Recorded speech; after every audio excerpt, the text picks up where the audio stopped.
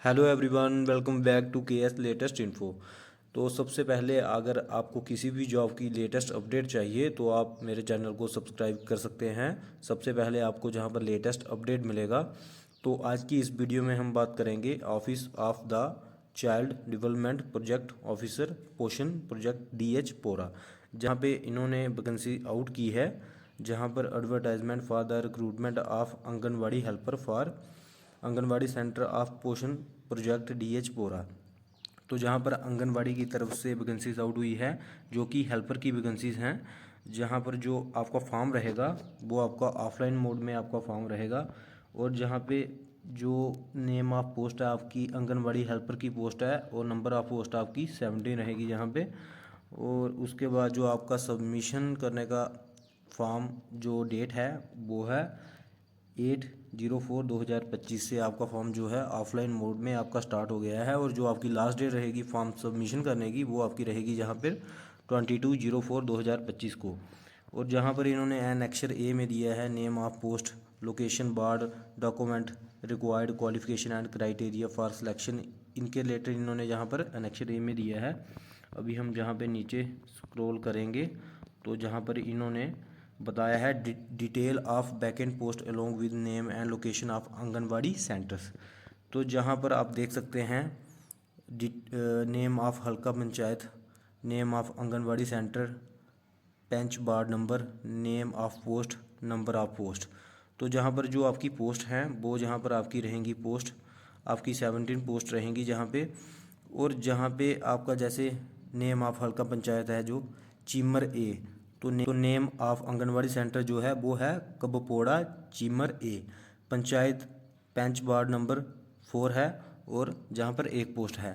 ऐसे ही जहाँ पर अनदर नेम ऑफ हल्का पंचायत आप जहाँ पर देख सकते हो, और नेम ऑफ आंगनवाड़ी सेंटर जो हैं वो देख सकते हो, और पेंच वार्ड नंबर आप जहाँ पर देख सकते हो।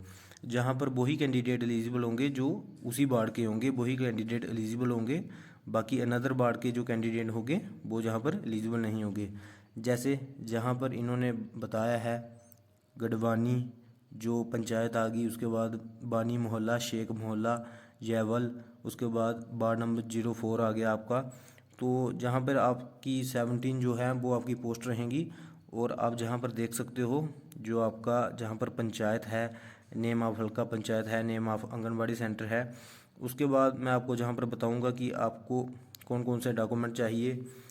जहाँ पर इन्होंने बताया है कि जो क्राइटेरिया है सिलेक्शन का आंगनवाड़ी हेल्पर का वो क्या है। जहाँ पे सबसे पहले जो है वुमेन कैंडिडेट ही है जो अप्लाई जहाँ पे कर सकते हैं, और उनकी एज होनी चाहिए 18 से 37 एज के बीच में होनी चाहिए। वो ही जहाँ पर कैंडिडेट जो हैं वो अप्लाई कर सकते हैं। और जहाँ पे इन्होंने लिखा है the selection of helper shall be restricted to the electoral ward where anganwadi centre is located.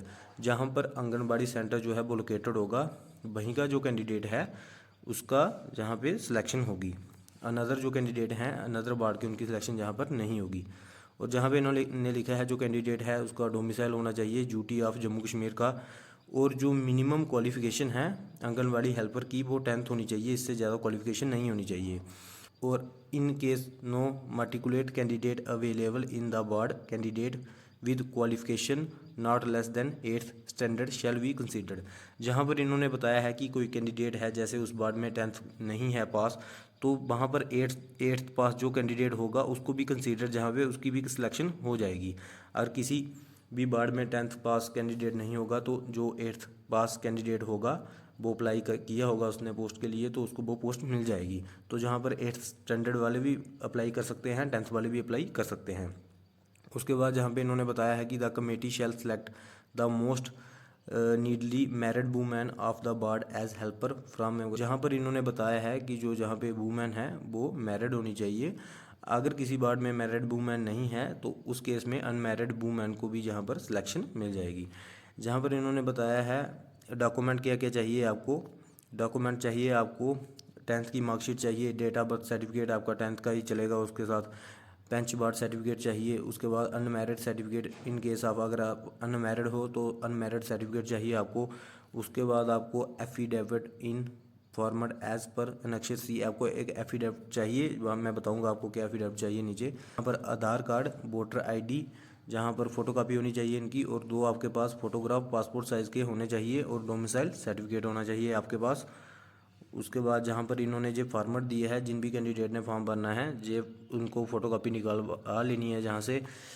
और जहाँ पे नेम ऑफ़ पोर्शन प्रोजेक्ट, जहाँ पे जे आ गया नेम ऑफ, अपना नेम भरना है। पोस्ट अप्लाइड, किस पोस्ट के लिए आप जहाँ पर अप्लाई कर रहे हो उसका नाम लिखना है। जहाँ पर आपने अपना फ़ोटोग्राफ लगाना है, नेम लिखना है, अपना फादर नेम लिखना है, हस्बैंड नेम अपना लिखना है, रेजिडेंस लिखना है, जहाँ पर पेंच बार नंबर लिखना है, नेम ऑफ पंचायत हल्का लिखना है। उसके बाद जहाँ पे आपने अपना एड्रेस लिखना है, कॉन्टैक्ट नंबर लिखना है, डेट ऑफ बर्थ लिखनी है।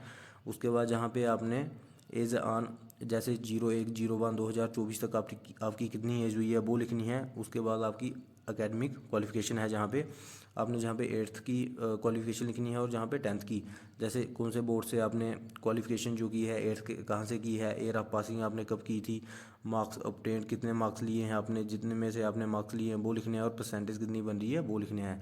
सेम वैसे ही आपने जहाँ पे 10th की सेम वैसे ही लिखनी है। उसके बाद जहाँ पे अंडरटेकिंग है, जहाँ पे अपना नाम लिखोगे, जहाँ पर इन्होंने बताया है कि content of application give above are correct and true to the best of my knowledge. In case any of the above contents is found incorrect, tampered selection committee shall be right to reject my application. जहाँ पर इन्होंने बताया है कि जो आप information दे रहे हो ये आप सही दे रहे हो। अगर किसी भी स्टेज में जहाँ पर आपकी इन्फॉर्मेशन गलत पाई जाती है डॉक्यूमेंट वेरिफिकेशन में या कहीं और, तो आपकी सिलेक्शन जहाँ पर कैंसिल की जा सकती है। उसके बाद जहाँ पर इन्होंने बताया है कि डॉक्यूमेंट वेरिफिकेशन के टाइम आपको कौन कौन से डॉक्यूमेंट चाहिए, जहाँ पे आपको the candidate who is shortlisted for document verification will be required to appear for document verification along with the original document as well as self tested photostat copy. जहाँ पर आपके सभी ओरिजिनल डॉक्यूमेंट चाहिए और सभी document की photo copy self tested चाहिए। और एडवर्टाइजमेंट में जो भी नोटिफिकेशन में डॉक्यूमेंट थे वो आपके सभी डॉक्यूमेंट आपके पास होने चाहिए। उसके बाद जहाँ पर मार्कशीट, डिप्लोमा, डिग्री जो भी है आपके पास सभी होने चाहिए। डेट ऑफ बर्थ जो मैंने आपको पहले बताया है, डोमिसाइल सर्टिफिकेट, अनमैरिड सर्टिफिकेट आपको बनवाना पड़ेगा, ये भी चाहिए। अनएम्प्लॉयमेंट सर्टिफिकेट भी आपको बनवाना पड़ेगा, ये भी चाहिए। उसके बाद कैंडिडेट के आधार कार्ड की कॉपी होनी चाहिए, वोटर आईडी ओरिजिनल भी होना चाहिए और कॉपी भी होनी चाहिए, and original photo ID proof भी आपके पास होना चाहिए, रिसेंट फोटोग्राफ होना चाहिए आपके पास। उसके बाद जहाँ पे इन्होंने बताया है the candidate who is supposed to various certificate issue by or before the cut off date. जहाँ पर इन्होंने सिंपली बताया है कि जो भी आपके डॉक्यूमेंट हैं वो लास्ट डेट के पहले के बने होने चाहिए। अगर डॉक्यूमेंट बाद के बने होंगे तो आपको जहाँ पर सिलेक्शन आपकी कैंसिल की जा सकती है। तो आगे इन्होंने बताया है जहाँ पर आपको एफिडेविट जो बनवाना है वो एफिडेविट आपको बनवाना है all document submit are correct. जो भी आपने डॉक्यूमेंट सबमिट किए हैं वो करेक्ट हैं। आपकी मैक्सिमम जो क्वालिफिकेशन है वो जहाँ पर 10th है। अगर डॉक्यूमेंट वेरिफिकेशन करते टाइम किसी भी स्टेज पे उनको पता लगा कि आपने क्वालिफिकेशन अपनी गलत बताई है, तो जहाँ पर आपने जो एफिडेविट दिया होगा उसके बेस पर आपको जहाँ पर सिलेक्शन जो है वो आपकी कैंसिल की जा सकती है। तो आपकी जो भी डिटेल है, क्वालिफिकेशन है, वो आपने जहाँ पर सही बतानी है, गलत आपने नहीं बतानी है, क्योंकि बाद में आपको एफिडेविट भी जहाँ पर सबमिट करवाना पड़ेगा। तो यही आज का अपडेट है। अगर आपको जॉब के रिलेटेड कोई भी और अपडेट चाहिए, लेटेस्ट जॉब के रिलेटेड कोई भी अपडेट चाहिए, तो आप मेरे चैनल को सब्सक्राइब कर सकते हैं।